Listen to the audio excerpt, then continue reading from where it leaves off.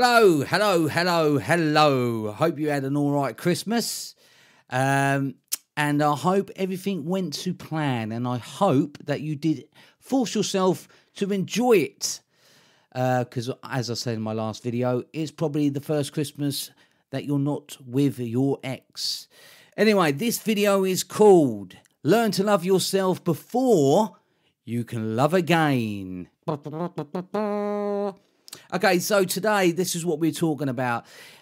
We're going to go a little bit deep into it by learning to love yourself before you can love again. Because if you do love again and not fully loving yourself, things are going to go tits up, guys. Use this time, I would say, while you're in the no contact to obviously repair yourself and learn to love yourself. And by repairing yourself, hopefully you will learn to love yourself. All sorts of things go on in your mind when you split up with someone or you get dumped even.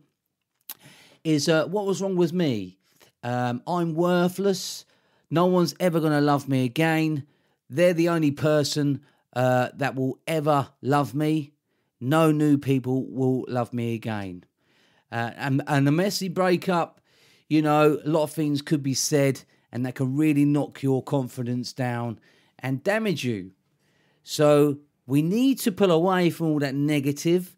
And hopefully right now you're in a nice, calm place in your mind. Roughly about 4 or 5 months after a breakup, you start to sort of really calm your mind down. It becomes the norm now. You're on your own. And you can really put your thoughts clearer and into practice. If you have just broken up with someone, then please listen to my other videos. Contact me. I'm here to help. Don't forget. These are just not videos. If I can give any advice, as long as it's not too deep into it, I will. Because as we all know, every breakup is different and every situation is different, as all the coaches say. And that is very true. So moving on to learning to love yourself before you can love again. If you do not learn to love yourself and you go into a relationship, you will find it break it down very quickly because you have not completely fixed yourself. You've got so many hang-ups still. You know, people sort of saying, I don't really want to go out with someone with loads of baggage. The baggage is really that. Insecurities, negative thoughts, stuff like this. You go into a relationship, it won't last. It's not going to be healthy because you're going to inflict all your feelings onto that person, and then you will find yourself getting dumped again, and then hey, you're back to fucking square one with a different partner, ex. So we don't want that, do we? This is where you've got to go absolutely deep in your head. And as I say, you roughly will be a lot clearer 4 to 5 months after a breakup, and you can really concentrate on what went wrong. Now, in the beginning, you ain't gonna think that. No way can you think in your head, oh, what went wrong? Where did I go wrong? You won't be able to latch on to any emotion, any thought, but it's just too raced up. You're better off just sort of saying, right, okay, this has happened. Let your thoughts just play and play and play on in your head until they just fade away. That's the best thing I suggest you do. So we're looking about 4 or 5 months into the breakup, and when you start to think clearly. Now, with me, it was because we didn't do a lot together. And it sounds fucking stupid, doesn't it? I didn't cheat, didn't do drugs, don't drink. But she felt the need to split up with me because we didn't do a lot together. Now, to me, I think that's stupid. Still do.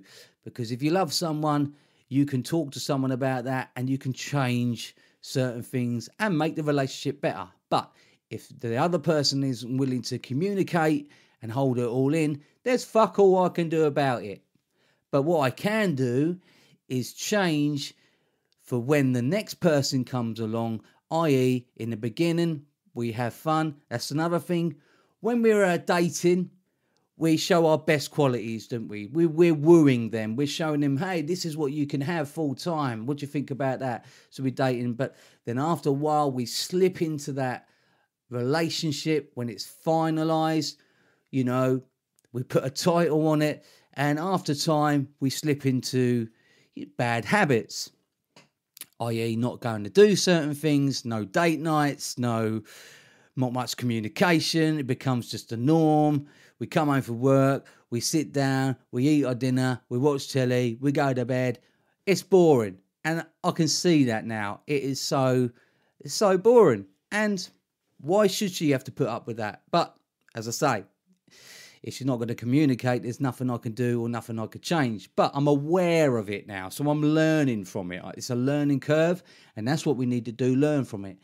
Anyway, without rambling on too much, these are the situations that why she broke up with me, because I got lazy and sloppy, and I stopped trying. It became the norm. Wasn't aware that she was actually pulling away and distancing herself from me because we lived together, so I wasn't aware of it really.